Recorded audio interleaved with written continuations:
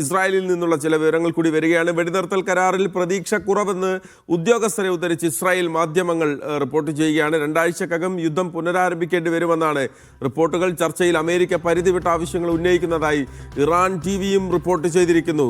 MCA Nasar ചേരുകയാണ് വിവരങ്ങളുമായി. വീണ്ടും MCA, അപ്പോൾ നമുക്കതിൽ ഇസ്രായേൽ മാധ്യമങ്ങളിൽ വരുന്ന റിപ്പോർട്ടുകൾ അത്ര കണ്ട് അങ്ങ് ഒരു പക്ഷേ നമ്മൾ അതിൻ്റെ ഒരു വിശ്വാസ്യത നമ്മൾ കണക്കിലെടുക്കേണ്ടതില്ല, അല്ലെങ്കിൽ എടുക്കുന്നില്ല. അതിനപ്പുറത്തേക്ക് ഇറാൻ മാധ്യമങ്ങൾ ഇപ്പോൾ ചെയ്യുന്ന ഒരു പ്രധാനപ്പെട്ട കാര്യം, അമേരിക്ക ഈ ചർച്ചയിൽ പരിധി വിട്ട ആവശ്യങ്ങൾ ഉന്നയിക്കുന്നു എന്നുള്ളത് ഇറാനിലെ മാധ്യമങ്ങൾ കൂടി റിപ്പോർട്ട് ചെയ്യുകയാണല്ലോ.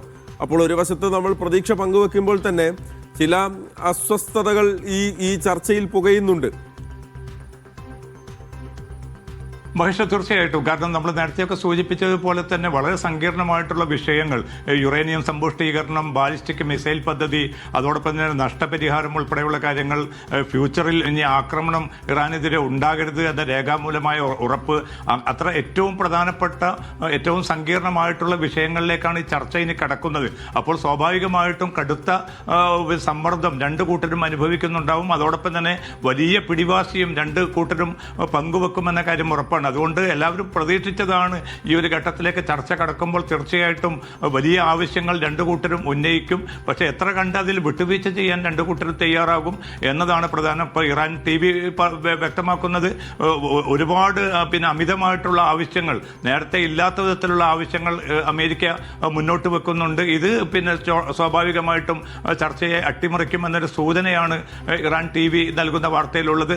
അതോടൊപ്പം തന്നെ നെതന്യാഹുവിൻ്റെ ഔദ്യോഗികമായിട്ടുള്ള പ്രതികരണം ഇസ്രായേൽ പ്രധാനമന്ത്രി എന്ന നിലയ്ക്ക് അദ്ദേഹം പറയുന്നത് ലബനാനിൽ യുദ്ധം തുടരും, അത് ഒരു നിലക്കും താൻ അവസാനിപ്പിക്കുകയില്ല.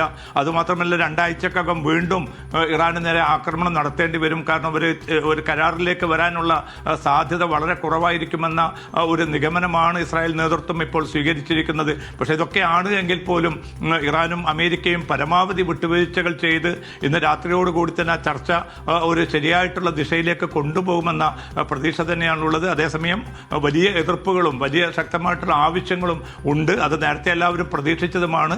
ഇന്ന് രാത്രി ആ 3ാം വട്ട ചർച്ച പൂർത്തീകരിക്കുന്നതോടുകൂടി നാളെ ഇനിയിപ്പോൾ ചർച്ച തുടരുമോ, ഏത് സമയത്തായിരിക്കും എന്നെ സംബന്ധിച്ചിട്ടുള്ള കാര്യങ്ങളിലും വ്യക്തത വരേണ്ടതുണ്ട്. അതും അടുത്ത മണിക്കൂറിൽ ഉണ്ടാകുമെന്നാണ് നമ്മൾ പ്രതീക്ഷിക്കുന്നത്. മഹേഷ്. ഓക്കെ, MCA നാസറാണ് വിവരങ്ങൾ നൽകുന്നത്. എന്തായാലും ചില അസ്വാരസ്യങ്ങൾ, ചില അസ്വസ്ഥതകൾ ഈ ചർച്ചയ്ക്കിടയിലുണ്ട്. അമേരിക്ക പരിധി വിട്ട ആവശ്യങ്ങൾ ഉന്നയിക്കുന്നു എന്നുള്ളത് ഇറാനിലെ മാധ്യമങ്ങൾ റിപ്പോർട്ട് ചെയ്യുകയാണ്.